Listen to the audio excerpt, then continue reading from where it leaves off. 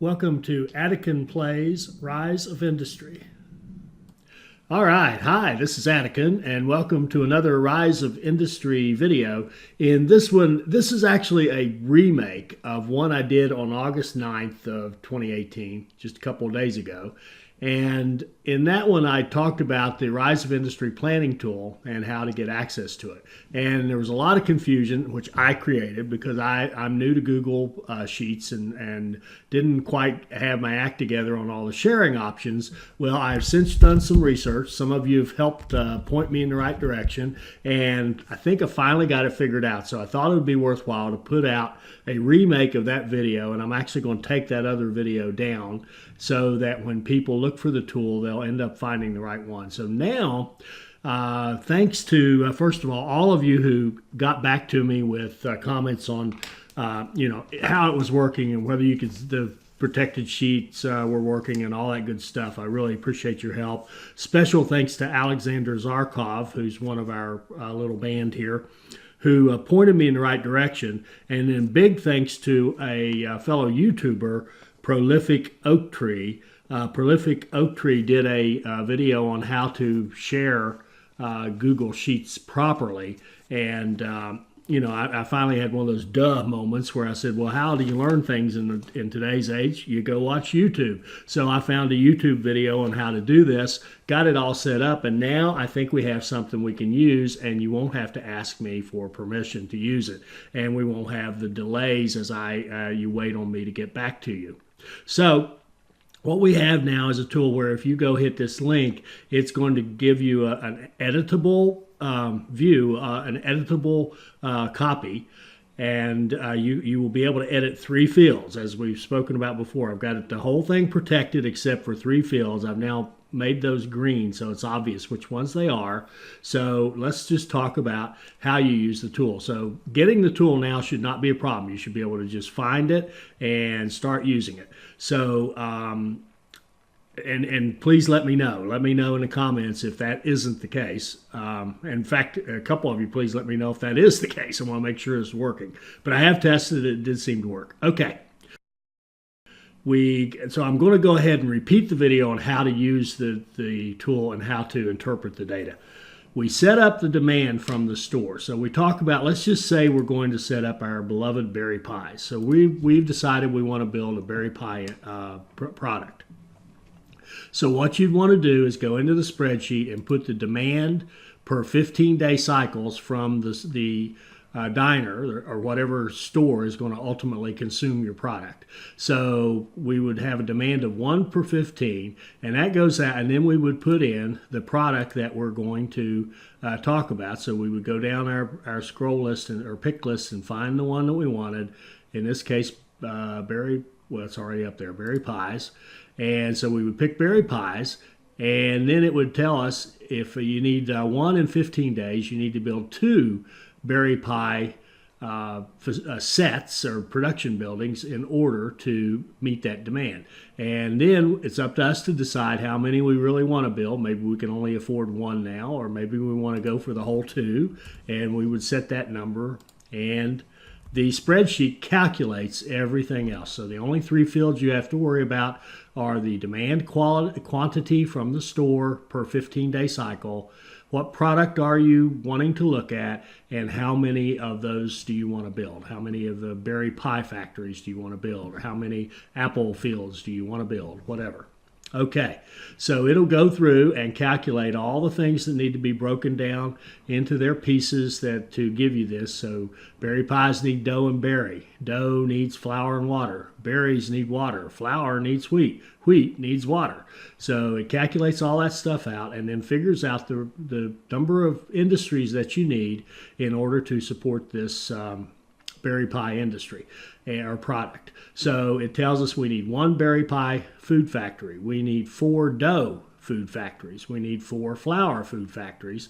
We need 5 fields of berries on a plantation or plantations. It doesn't matter how many you build, but you have to have 5 total fields of berries. You need to have 9 total fields of wheat on crop farms.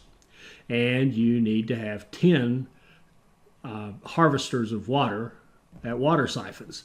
And then it goes out and calculates the cost of all that. I assume in my cost that you have upgraded the capacity of your plantations, water siphons, crop farms, whatever it is that's in this little list here, to the 5. So you can do 5 wheat per crop farm. You can do 5 water per water siphon. You can do 5 berries per plantation. That's how I calculate the cost.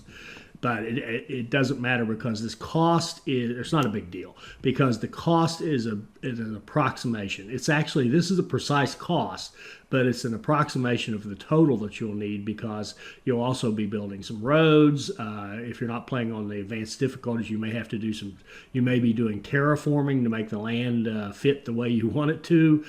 So all that would drive up your cost for actually creating this I'm calling them a set, this set of berry pies. So this one set would cost you $77.5 million plus all those roads, terraforming, whatever. So you get the idea, but this gives you a rough idea of your cost so that you can decide, can I afford this or not, or how much financing do I need, what have you.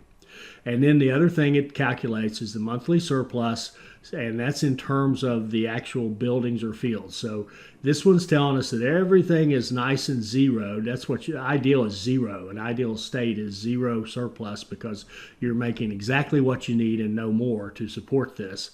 So, and then again, the whole idea is to keep that key building, the product you're trying to make, operating at 100% efficiency. What do I need to support it to make it go at 100%? That's the whole idea here. And so we're making no surplus on anything except our berries, and that 0.5 means 0.5 of a field. So we've got a half a field of berry production more than we need. And that means we're going to have a few berries over time. We will accumulate some berries if we keep running one berry pie industry like this. We will accumulate some berries and we can sell them off or do whatever with, or dump them or whatever we choose to do. And we'll notice here too, if we were to bump this up to 2 and say we're going to do 2 berry pies, that we end up that's where we end up with our nirvana, where in this particular case, 2 berry pies gives you 0 surplus. This is what you might think of as perfect ratios. So this gives you perfect ratios of buildings to your in terms of surplus. So you get just exactly the right amount you need. And one other thing we want to think about, because I talked about this before, let's take a different product. All right, so let's say, for example, we're looking at adhesives and our demand is 1 per 15. That tells us we need 1.5 buildings. Well, we can't build a half a building, so we can either build 1 or 2. You don't want to build 2, generally speaking. You would want to build 1 and underproduce so that you're not oversupplying the store, because if you oversupply the shop with goods, the prices will go down. So you want to, if anything, what you really want to do is match, and if you can't match, then you want to be under and as close as you can get. So 1's as close as we can get to 1.5 without going over. So in this case, we would want to build 1. So we round down for how many we want to do, but it's up to you. You could build 12 if you wanted to. This is up to you. But in the calculations, we would think of this as rounding down, but we would round up for all these things, because we want to make sure that we're producing enough to keep this guy, the adhesives petrochemical factory, running 100%. And we can't build less than we need. Obviously, if we need chemicals, we couldn't build less than 1 plant. That wouldn't work at all. We wouldn't get any chemicals.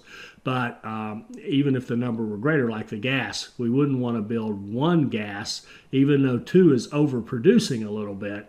We would not want to build 1 because that would underproduce, and that means that eventually in our supply chain, the adhesive factory would not be able to run, because something in the supply chain would break down and it would stop producing, at least for a time. So again, our theory here is keep the main building going 100%. So hopefully all that makes sense. I think it's super simple, and I think you guys have been getting it who've been using the spreadsheet. I just wanted to I wanted to put this new version of this out and take the other one down, again, because in my ignorance, I created some confusion because I didn't know exactly how to share this safely. But now I've got that figured out. I have tested, by the way, all these fields except these 3 in green are locked for you. You won't be able to change them. If you try to change them, you'll get an error message telling you that something like something went wrong. You've tried to update a locked field or something like that. But no matter, the whole point of it is we need to be able to share this with you. You need to be able to edit it because you have to change these values. But at the same time, you cannot edit the rest of this because I will tell you, and I don't mean to brag, but there's some very there's some pretty cool Excel stuff going on. Well, technically Google Sheets, but it's kind of the same thing. But there's some pretty cool logic going on to build, like especially this dynamic list here that displays what you need based on the product. That took some code, let's call it. And if anybody would happen to get in there and change one field just accidentally, and it'd be so easy to accidentally change a field, it would mess up the things for everybody. So I think we're cool on that. I think it's all protected. I'm the only one who can change it. Now, can I mess it up? Oh, absolutely. But the rest of you can't. And you can see some of these things get really complex, like car prototypes. Oh, and I should mention, now that I brought that up, I'm still working on the kind of bill of goods for the car prototype and the automobile industry in general. So the car prototype part, the body chassis, rolling chassis, they're not ready for prime time yet. I'm still working on those, and I'll let you know when I think I've got that down. So this will give you, I think that's a rough idea, but it's not precise. And of course, it needs to be precise. And but I will say, as I mentioned in the other video, some of the things like the car parts stuff, like I think I mentioned this one, interior lining. Well, I know I did. Interior lining is a pretty complex thing, but it's ready to go. So it's cool. So you could get your car parts and get accurate bill of goods, or whatever you want to call this, build list or whatever it is, for building one set of interior linings. This will all work. It's the prototype car that I'm still working on. So anyway, I hope that you find this useful. I think people are finding it useful. I know I don't think I'd want to play this game without it, because I like to know what I'm doing, not guess what I'm doing. So I would want this or something like it. There's a community, there's a user called Lego, L-E-G-O, Lego, on the Steam Community Hub, who's creating a tool. He's already created a tool. In fact, he actually does cars as well. But he's got a tool, web-based tool out there that does all the same kind of calculations, and that would be a good one for you to use if you don't want to use this one. Between those, you should have some stuff to help you play this game. I'm really enjoying Rise of Industry, and I hope you enjoy it as well. I hope you enjoyed this. I hope it'll help you become a better player, and I hope you'll join us for our next Rise of Industry video. Thank you.